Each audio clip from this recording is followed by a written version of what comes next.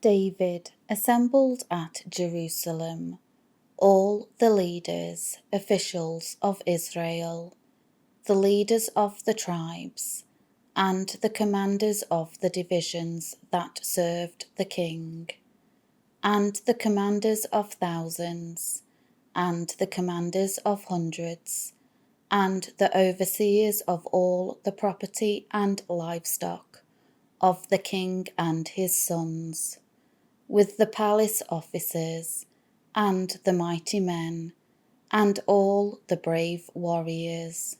Then David the king rose to his feet and said, "Hear me, my brothers in arms and my people.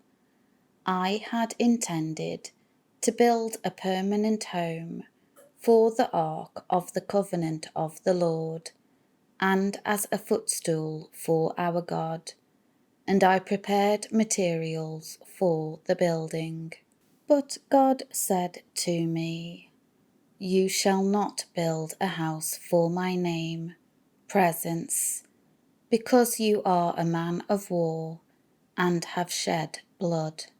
However, the Lord, the God of Israel, chose me from all in my father's house to be king over Israel forever.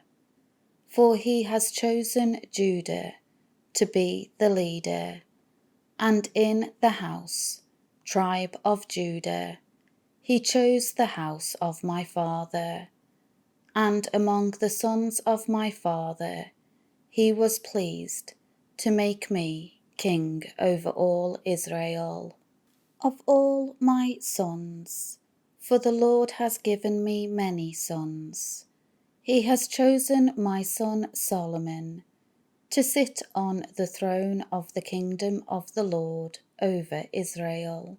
He said to me, 'Solomon your son shall build my house and my courts, for I have chosen him to be a son to me, and I will be a father to him. I will establish his kingdom forever, if he loyally and continually obeys my commandments and my ordinances, as is done today.'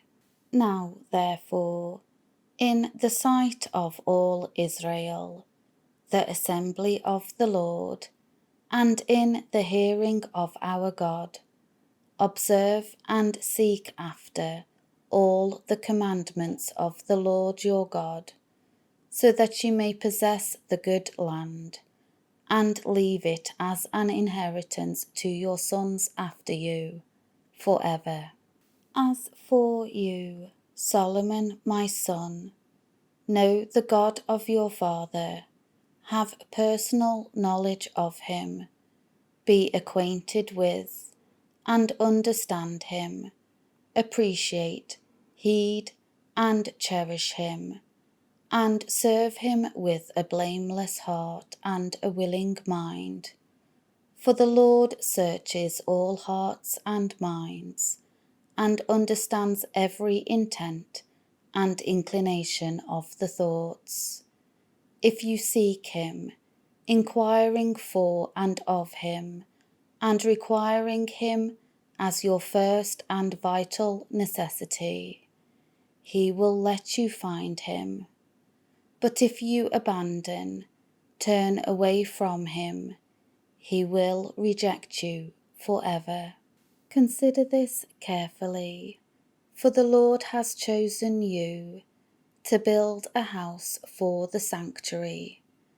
Be courageous and strong, and do it." Then David gave to his son Solomon the plan for the porch of the temple, its buildings, its treasuries, its upper chambers, its inner rooms, and for the place for the ark and its mercy seat, and the plan of all that he had in mind for the courts of the house of the Lord, and for all the surrounding rooms, for the storerooms of the house of God, and for the storerooms, for the dedicated gifts and offerings. The plan for the divisions of the priests and the Levites, and for all the work of the service in the house of the Lord, and for all the utensils for service in the house of the Lord. For the golden utensils, the weight of gold and silver, for all the gold and silver articles for every kind of service, and the weight of gold for the golden lampstands and their golden lamps, with the weight of each lampstand and its lamps, and the weight of silver for the silver lampstands, with the weight of each lampstand and its lamps, according to the use of each lampstand. The gold by weight for each table of showbread, and the silver for the tables of silver, and the forks, the basins, and the pitchers of pure gold, and for the golden bowls, with the weight for each bowl, and for the silver bowls, with the weight for each bowl, and for the altar of incense, refined gold by weight, and gold for the model of the chariot of the cherubim, that spread their wings, and covered the ark of the Lord's covenant. All this, said David, the Lord made me understand in writing by his hand upon me, all the work and details to be done according to this plan. Then David said to his son Solomon, be strong and courageous, and take action. Do not fear, nor be dismayed, for the Lord God, my God, is with you.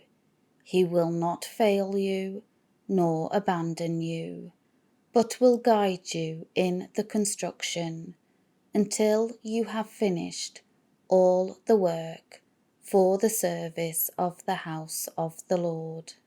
And see, you have the divisions of the priests and Levites for all the service of God's house, and every willing, skillful man will be with you in all the kinds of work for any kind of service. Also the officers and all the people will be entirely at your command.